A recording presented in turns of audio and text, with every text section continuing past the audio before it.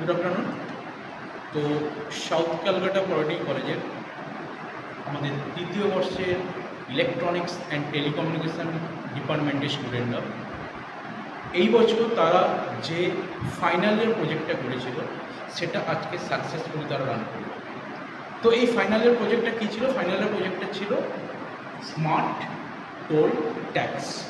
Smart toll tax, এই smart toll ট্যাক্সে অ্যাডভান্টেজটা হচ্ছে এখানে আমরা মেনলি ইলেকট্রিক এনার্জিটাকে আমরা সেভ করব।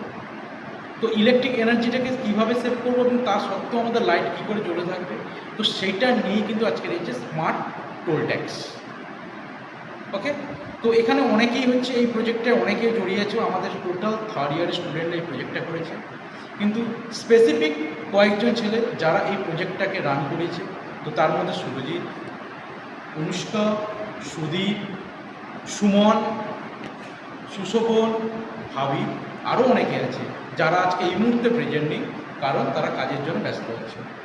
ওকে, তো সুরজিৎ, তুমি এবার তোমার হচ্ছে প্রজেক্টটা তুমি একটু বোঝাও, তুমি কী করেছো? তোমরা একটু প্রজেক্টটা বোঝাও, তুমি কী করেছো? স্মার্ট টোল ট্যাক্স করা হয়েছে যে রাত্রেবেলা যে গাড়ি চলে তার মধ্যে অনেকক্ষণ গ্যাপ থেকে যায়, একটা গাড়ি আসার পরে আরেকটা গাড়ি আসে, সেক্ষেত্রে আমরা এখানে কারেন্ট অনেকটা সেভ করতে পারি। সেই চিন্তাভাবনা মাথায় নিয়ে স্মার্ট টোল ট্যাক্সটা বানানো। তো আমি বলছি যে কীভাবে অপারেশনটা হয়। গাড়ি যখন এখান থেকে এন্ট্রি করবে, স্ট্রিট লাইটগুলো জ্বলে উঠবে, আর টোল ট্যাক্সের মাথায় যে লাইটটি আছে ওটা সঙ্গে সঙ্গে অফ হয়ে যাবে।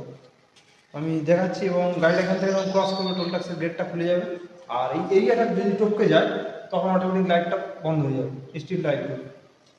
আমি দেখাচ্ছি যে গাড়ি চালাচ্ছি।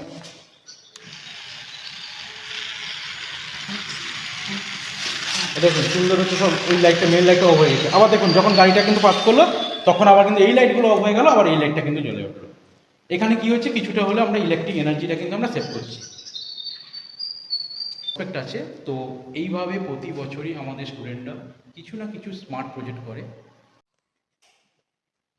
অ্যাকচুয়ালি এই সমস্ত স্মার্ট প্রজেক্টগুলো করার ফলে এদের কি হয়, একটা কনফিডেন্ট লেভেল বাড়ে।